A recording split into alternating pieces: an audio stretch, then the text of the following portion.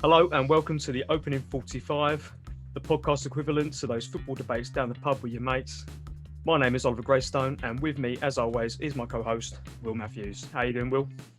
Yeah, not bad, mate, apart from what you put on Instagram during the week on the Opening 45. I'm not a pharmaceutical distributor. What is that? You deal drugs, don't you? I work in pharmacy. Deal with illegal drugs. Yeah, it's the same thing. So, also joining us today is Leigh Town reserve manager. I think I've got that right. It's Hutch. How you doing, mate? Hello, mate. Good to be here. Thanks for having us on. No, not at all. No, it'd be good. Good to have you on. So, as you may know, the format of the show is we'll be talking football, all things from the news through the week, while following a game of our choice. As always, I torment myself by following Southend United as they take on Bolton today. Hutch, what game are you following today, mate? I'm currently watching the Man City Burnley game. Right, how's that going? Yeah, so we've had a goal after the first 5 minutes. Mahrez has put them 1-0 up. To be fair, really good move, really good counter attack. And it's a poor goalkeeper in goal. Burnley's his Premier League debut as well. So it's not a good start for him. Not good then. Who have they got in goal? It's Northern Irish goalkeeper. I'm trying to. He's what's his name? Let me look quickly. He apparently plays for Northern Ireland, but it's his Premier League debut. It's Bailey Peacock Farrell. Oh, he used to play for Leeds. Did he? You know more than I do, mate. Yeah, I'm pretty sure that's his Premier League debut. Yeah, I'm pretty sure he played for Leeds before they brought in, I can't remember his name. They got the French guy now, who's currently the number one. He came in last season on their promotion push, if I remember rightly. I assumed he was still there. I didn't know he left. So, no, that's interesting. Yeah, and looking at this, yeah, he did play for Leeds, so good knowledge. Yeah, not just a hat rack, me. Will, what game are you following, mate? I'm watching the Pompey Kings Lynn game. Supporting a different Norfolk team today. Although I have got them in my extra show losing 5-1 in this game. But they're doing all right, actually. They're 1-0 down, but they've just had a decent shot on target. It was well saved. So I think this could be closer than I thought. Yes, I said to you in the extra show that would be a 0-0 because you put him in your team. I don't think we've had a goal on the show yet, have we? In any other episodes, we've either had goals before we started I or goals in the second half. You had one goal last week. We had one goal on this show. Danny Welbeck. That was it, Danny Welbeck. Danny Welbeck. So let's kick things off then. Obviously, the biggest news from the week just gone was the passing of Diego Maradona, which came to a shock to a lot of people. And you only see scenes from Argentina that it is torn through their culture, that news. Not really a player that I can say I've ever saw play football. Yeah, I'm obviously a little bit older than you. I'm 37. I caught him at sort of the end of his career. I sort of barely remember in the 1990 World Cup. I remember him in the 94 World Cup where he was sent home after a couple of games for failing a drugs test. And all I've got is an image of him. He scored against Greece in that, and there's an image of him. You've probably seen it where he's running towards the camera and he looks absolutely off his face. Have you ever seen that image? Was that the same tournament, was it? Yeah, he literally scores a great goal against Greece, and he runs towards the camera, going absolutely crazy. And that is my first memory of him, to be honest. Yes, I obviously, without watching documentaries and obviously just knowing him as a legend, he wasn't a player that I ever saw. But you know of him, and this is beyond the English side of the hand of God stuff. I mean, I remember watching a documentary on him when I was like very little when it came out. It was on TV on Christmas Day actually, which is really weird. About his career with his move to Barca and being the most expensive player ever at the time. I think it was like 5 million. Twice when he went to Napoli, because he went to player as well. He went to Napoli on a big deal, yeah. And he obviously he was just larger than life, wasn't he? Well, the thing is, I mean, obviously for me, again, stories you hear. I mean, he won the World Cup for Argentina basically on his own. That wasn't the greatest team in the World Cup that year, but he pulled them through. And he was at a club like Napoli, who had not won anything really in their whole history, and turned them into league winners twice. That's basically like Leicester City won the league twice. Yeah. So it shows how special he was. Yes, I mean, when he went to Napoli, they're down near the bottom, weren't they? Yeah, they were. Yeah, they're right near the bottom. I think they'd won 2 cups in their whole history, and there was quite a big divide between North and South in Italy in terms of football and everything else. So there's a lot of not them against us kind of mentality, which I think someone like Maradona, where he grew up from, absolutely fed upon. And yeah, he turned them into league champions twice, and won other trophies as well. Yeah, I mean, Will, what's your sort of thought on Maradona? We're the same age. Yeah, so there's no doubt about it. As a football player, he's world class. Like he was GOAT. He was GOAT standard. I don't think there'll be ever a player, maybe Ronaldo and Messi, but not a player who was that good at club level and international level. Like I just feel like he's going to go down in history as probably someone who changed football for the better in some ways, but then there are the controversial sides of him as well. What I'm sure we'll get into a little bit down the road. I mean, you mentioned like Messi. Do you think Diego Maradona is the reason why the Argentinian international fans are so hard on Messi when it comes to the international stage? The amount of pressure he gets. Probably. Personally, I mean, sorry, go on, Bill. No, I'm just saying probably because Messi is meant to be the world's best player or one of the 2 world's best player, but he hasn't won anything with Argentina. And that's what some countries judge players on is if you win something, you're the world's best player. Yeah, I mean the problem is with Messi and everyone that's come after Maradona has been the new Maradona. Messi was called the new Maradona. Ortega, you remember Ortega? He was called the new Maradona. Pablo Aimar was called the new Maradona. And you got that's quite a big thing to live up to. Yeah. So obviously, yeah, you're going to be in the shadow, especially being a fellow countryman and playing for almost a similar career path of going from Argentina to Barcelona. You are going to get them similarities, and he's a similar style of player. He dribbles, he's hard to knock off the ball. But some of his records, do you think Maradona could have basically made it more difficult for Messi to beat if it wasn't for all those injuries he picked up when he moved to Spain? It's that argument. Yeah, I think they chopped him down all the time, didn't they? Yeah, I think. Yeah, I mean that's the thing. That's why I think you put Maradona above the Messis of this world because you've got to think of the era that he played in. Horrible pitches, no protection from referees, and like you say, he was getting absolutely kicked every game. There's a really famous tackle by a guy from Bilbao. You have to look at it honestly up. He broke his ankle, and honestly, it's horrific. These days, a guy will be banned for months. It's been horrific. So he didn't get the protection badge. It shows to me what a class player. Same as in the same sort of George Best. No protection. But these days, you get a little touch, you get a free kick, and the pitches are perfect. Yeah, and as you say, they've got protection from referees where one knock, even if you stay up, the whistle goes. I mean, there's the one where I don't know who it is, but there's literally 4 people around him just kicking him, and there's one where he actually jumps over the tackle, so his feet are about 2 feet off the ground, and they're still swinging boots in at his like midriff. There's no attempts at the ball. The ball's gone, and they're still just booting him, and that was the only way of stopping him, I guess. Exactly. These days, you can't get away with that. So, in essence, we all know Messi, Ronaldo are unbelievable players, and we're privileged to see them in our generation. But if you look at some of the players in the past and what they had to deal with compared to now, it's very hard to compare players for errors because obviously, like I say, things are completely different. But so how do you compare this? And that's the only way we can.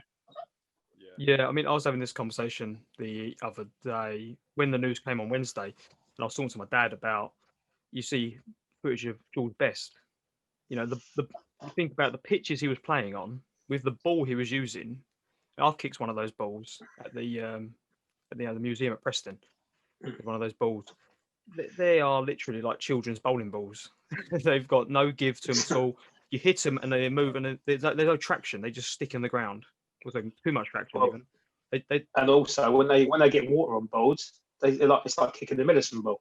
And you think he was That's the thing. running through basically what we wouldn't even qualify as a Sunday league pitch nowadays, dribbling through people.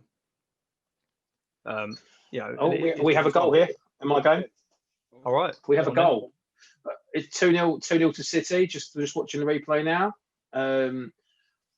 Morris again cuts inside in the area, cuts inside, puts it far corner, gets it from a throwing in the box, beats the man, puts it in the far corner. 2-0 City after about 20 minutes. I guess game over now, isn't it? But Burnley, they've not had a good start to the season, have they? No, I think they're going the same way as Stoke did a few years ago. I think everyone's kind of, we know what Burnley are going to do these days, and obviously players come and players go with Burnley, but they've got a certain way of playing, and I think they're starting to get found out a little bit now. Is he still the right manager though, Sean Dyche? Could anyone else do a better job? I don't think so. I like him. I mean, there's a reason why he's been always gets linked with the England job, even though I don't think that's right. But he does always get linked to it. But no, he's. I mean, you get rid of him and go I heard your conversation last week about the England job. Yeah, I agree. It's the same with Tony Pulis at Stoke. To be fair. But your conversation last week about the England job, I remember hearing that, and I mean, I know it's completely off topic, but for me, I really like Eddie Howe. Yeah, Will said that. Yeah, you like Eddie Howe, don't you, Will? I think Eddie Howe would be an amazing England manager. It's the right job for him as well. I saw him. I think it was on Monday Night Football. Yeah. It would be the perfect job for him, and an England job for him. He would get time with the family, what he wants at the moment. He would be able to do a lot more breaks and stuff. I think having Eddie Howe as the next England manager would suit him, would suit the country. He plays nice football. He was unlucky last year with Bournemouth. I think, get Eddie Howe in if they do decide to get rid of Southgate. Yeah. I mean,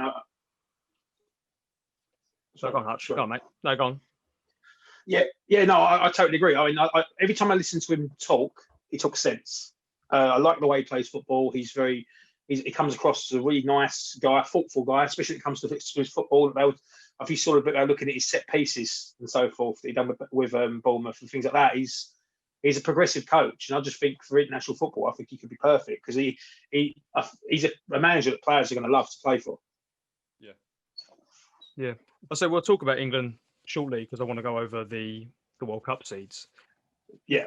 Let's wrap up on Diego. I mean, as we spoke about, him being like the best in the world. Do you have an all-time top five, for example, as an all-time? Would be a top five. Oh. Wow. It's going to vary on people's ages. I mean, if I ask my dad, for example, it would be a complete different to yours, and it'd be, I guarantee, a complete different to mine and Will's. Yeah, I mean, you're putting you on the spot. Personally, I'm just trying to think of the players. I mean, one of my favourite players of all time is Zidane. He's my generation. Watching Zidane play, watching him play football, his movement, his pass. The guy was unbelievable. I used to tell people just watch the way he moves, watch every game. I think, he's definitely up there in my top five. I couldn't place him anywhere, but he's there. Ronaldo, the Brazilian Ronaldo, again, before his injury, unbelievable player. Oh, unbelievable. Travelling at speed with a ball. You probably see some of the goals he scored when he was at Barcelona. Unbelievable player. Oh, for going on one-on-one with the goalkeeper, he made that an art. When I was growing up, I used to think that was almost just a given. A striker could do that. I remember. When I was really little, I used to play with the little. Remember the old what are they called? Megastars with the big heads, the little toys. Yeah. I used to play with them. I was a little kid, and every goal that was scored was round the goalkeeper and tap it in.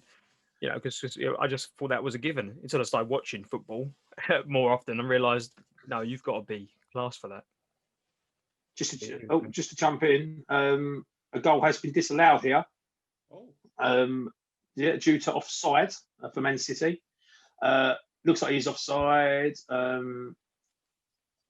It's a header at the back post. And yeah, to me, yeah, he's definitely offside. So it's nearly 3-0, but no, it's still 2-0 here. For what you know. Sorry, go on. Going to get out of hand that game, isn't it, for Burnley? I think so. At least we're getting some goals on the show. I think we might have one in the. I'm a bit behind actually. Norwich, Coventry. Have they scored that penalty? It hasn't flashed up on my phone. Who's got a penalty? Norwich have a penalty. Go on, and I'll keep you updated because I think I'm going to be about a minute behind you. But he's just stepping up now, according to this on Sky Sports. The goalkeeper took him down. I don't know who it was. It's down the middle. It's a goal. So it's 1-0 Norwich. Yeah. So Norwich got another injury crisis this season. So we've got no registered strikers playing. We've got a player who's signed as a left back playing up top today. He's been playing the centre attacking midfielder. And we've got 6 subs on the bench, and 5 of them are academy players. So it's going to be wow. But you're winning. That's the main thing. That could easily be a Southend story, though. Will, yeah, we said it before the game. You went, oh yeah, we haven't got a striker on the pitch. It's like same. Academy players on the bench. It's like same. Haven't got a left. No. Same. It's just the difference is, mate. The whole team's academy players, isn't it? With Southend, yeah. I mean, we've got starting players who we consider starting players because they've started a few games. To be fair, the lineup doesn't look too shabby today. But we're in such a dogfight already that every game is just like so pessimistic. It's still 0-0 in mine. Luckily, I'll take that. Yeah. But who are your other 3 then in your top 5? So you've got Zidane, you've got R9. Zidane, R9. Because it's hard because, like I say, there's a lot of players over other generations. Like you've got to think of the Pelés, the Cruyffs, the Maradonas, the Platinis, people like that who obviously are world-class players, but I generally never saw them play. So it's hard for me to really judge. Only Maradona I saw play at the end of his career. Obviously, Cristiano Ronaldo and Lionel Messi, their records and what they've won speaks for themselves, to be fair. I mean, the goal record for both of them is phenomenal. You can't. I think it's very hard to compare both players. I think they're very different.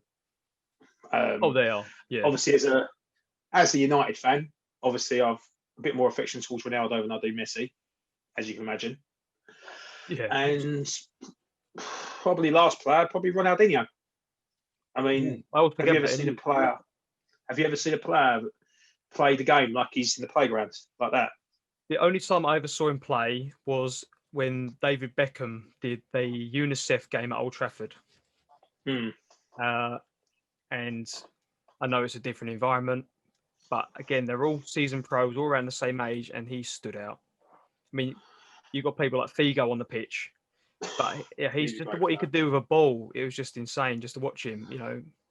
Didn't he double knock someone in that game? Probably. I mean, my takeaway from that was seeing Brooklyn Beckham and David Beckham passing the ball amongst themselves, and I just sat there thinking, I'm one of the only few who's ever going to see that, which I thought was insane. That's when Brooklyn took the nearly headed it in. No, yeah, that was a class game, but you know, all these superstars, and you think, to go and see Ronaldinho play was just insane, you know. He honestly, he just played the game. Just again, like he was on the playground, he loved it. He just loved playing football, and he didn't care. He didn't feel pressure. He just played how he wanted to play. He was everything he done. His passing, his finishing, his skills. I mean, he's probably the most skillful player I've ever seen. He was unbelievable. Oh god! I mean, if you got to do is look on YouTube, like Ronaldinho skills videos, you'll be there all day. Yeah. It's like when we were all kids playing football, everyone was trying the rainbow kick because of him. There's no way you weren't a kid tried to do a rainbow flick over someone's head and didn't think of Ronaldinho. I mean, nowadays they probably scream Neymar, but for me and Will, and it was always Ronaldinho. That's what you had in mind. That the golden boots, you know, the infamous Nike advert where he's banging the ball against crossbar, which probably fake, but he was an absolute icon. What a goal!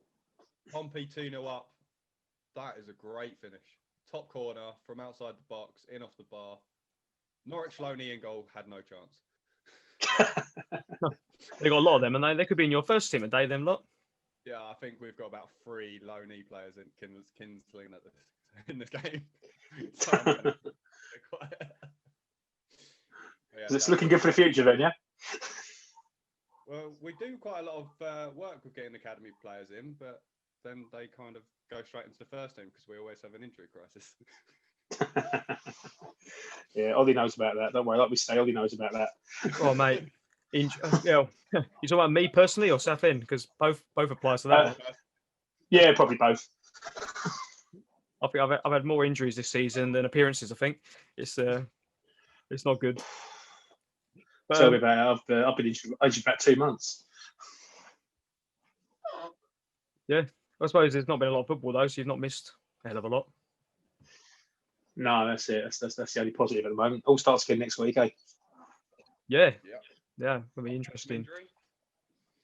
I still can't play because I'm still shielding with the family, so that sucks. Yeah. But I currently don't have a team anyway, so that's no stress there. Just come back fitter in the summer. Exactly. No, move it on. That's your top 5. So Zidane, R9, CR9, Messi, Ronaldinho. For my generation, definitely, yeah. For who I've seen, I can't really look past those guys. No, if we're going to go for all people we've seen, no, I think that's pretty solid. Me and Will put ours up on the socials.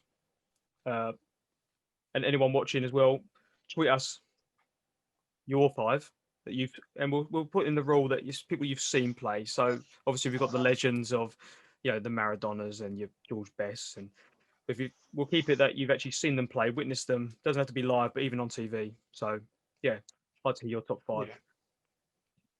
Yeah. Perfect. The other one in the news, one of the big topics is obviously we're coming out of lockdown now with different tiers all over the country, which means a lot of teams can now bring fans back in the stadium. So yeah, what do you think of that? Is it is this something we should have done at the start of the season when the numbers were similar, or is this more of a knee-jerk reaction to it going on for so long? When really the circumstances haven't got much better, but I feel like the club's dire conditions financially have really forced the hand here. Yeah, I would say I would personally I would have done this at the beginning of the season personally when the numbers were the same. But like you say, because of the club's finances at the moment, this is killing clubs, the low league clubs, absolutely killing them. I mean, especially as someone like Southend at the moment. I mean, not getting any fans in at all. I mean, it's certainly not helping the financial situation. It's bad enough there as it is. Yeah, it's terrible. And yeah, I mean, personally, it's 50%. I think it's tier 2 because we're tier 2. It's 50% at or 2,000 fans, isn't it? I believe that's 2,000 fans or 50%. Fans or 50%, yeah. Yeah. Yeah, I mean, that's, to be fair, for Southend, for teams like that, the lower teams down, 2,000 isn't terrible, to be fair. At least give them some sort of gate receipts. But are they allowed to, am I right in saying they're not allowed to open bars and things like that, though? And they're not allowed to have maybe food on the sale or something like that? Am I right in saying that? I think that's what I've heard, yeah, that this basically food and drink is not to be distributed. I don't know if that's a flat line throughout all the stadiums. They can't one rule for one for higher leagues and one rule for all. Well, Will, you give it a Google, see what comes up on that. I actually sent a link to my football team regarding it, so I'm just going to have a quick butchers. But going on to the attendances, there's a lot of teams who aren't financially doing very well. Like for example, Sunderland, they're not in a very good financial situation. They rely even heavily on their fans. One game they got 40,000. They broke the League One record. Yeah. And they did. This wasn't like a publicity thing. It wasn't because it was on the documentary or because I know it's Boxing Day, and so you get a few more, but they're easily averaging the 30s. So now to go from 30,000 that you need, and you're now going to get 2. It's a drop in the ocean. Yeah. For them. I agree. I mean, it's hard. I mean, because obviously, 2,000 again, it is a drop in the ocean. But again, I suppose it's something that's better than nothing, I guess. But then it's how do you how many seasons get holders at Sunderland? So how many people are going to get tickets, and how are you going to give the certain people tickets for the games? I mean, I think again, sorry, I keep talking about Southend, but 1,500 season ticket holders at Southend, maybe. So that's a little bit easier. It's normally more, to be fair. It's normally more, but I think this year it's a lot lower because of it being, being such a turmoil season. But no, easily tens of thousands of season ticket holders at Sunderland. Exactly. So how do you give certain people tickets? How do you? Yeah, I How mean, do we do it, you know? I saw people talking on Twitter. It was on a thread, and people saying that it should be based on the percentage of your stadium, but they've only got so many exits. They've only got so many toilets. You know, if you've got a 40,000 stadium seater and they go, right, well, here's a quarter, and you can have 10,000 in there. But when it comes to going to the toilets round the ground, you know, it becomes impossible situation because they're all going to bottleneck through the doors. They're all going to be queuing for toilets. They're then going to all come out at the same time and crowd the high streets. And then you got the bigger problem. And I know it's bad for your football club. And I'm a Southend fan. I'm feeling it, you know, Of course. quite badly as well. But you got to think there is a bigger picture there. And I'm one of those that thinks until it's 100% safe, we've got to mature a little bit and realise that there's more bigger concerns than getting to watch a football game. I think. Yeah, I do get that. I mean, the thing is, you're basically saying you probably maybe should have waited until, instead of having 2,000 here, just waited until it was safe to have 100% attendance. Is that what you're kind of saying? I just mean it's, you know, we've been given an inch here, and I think we just got to take it because that's more than any other sport and any other industry would get. You know, okay, for example, Southend are being told that they can get a third of their capacity. We're going to cut off. A warning. Yeah, we've got 10 minutes on this, but yeah, it's been they're getting a third of their capacity, so they're getting a third of their income. You know, try saying that to someone on the high street. Try saying that to a business owner that's not getting that. It's, of course. You know, so a lot of it's got to consider themselves lucky, and it got to adapt. Yeah, that's what I'm hoping with Southend, that we've got a shoestring team, but we're not going to be racking up debt during this. I have a sneaky feeling there's a lot of clubs in League Two who have gambled big time on fans coming back.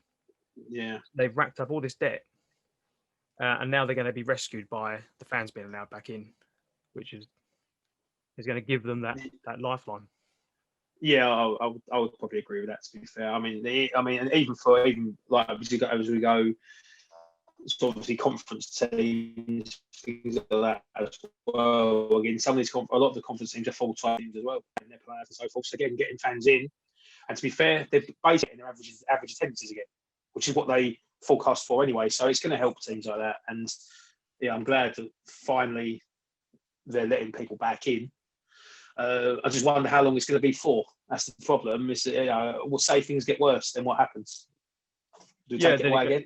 Well, you would have to. And then it's going to be the in hindsight that, as you say, we should have done this at the start of the season when the numbers are similar. You know, and even if it is, you know, touch and go, or you can have fans this week, we can't have fans next week. You know, yeah, it's traumatizing for fans who don't know what's going on, but we could have had, you know, we might have a few weeks here of football and then nothing to end the season when we could have had double that. It really helps a lot of teams out. It's a difficult one. I say I'm involved with Holbridge Sports, and we've seen an increase in capacity when we were playing because people want to go and see football. So yeah, of course, the lower leagues have had a big boost. So it's helped them out to an extent. It's a difficult one. I don't have the answers for it. I don't think any of us do. But it's we'll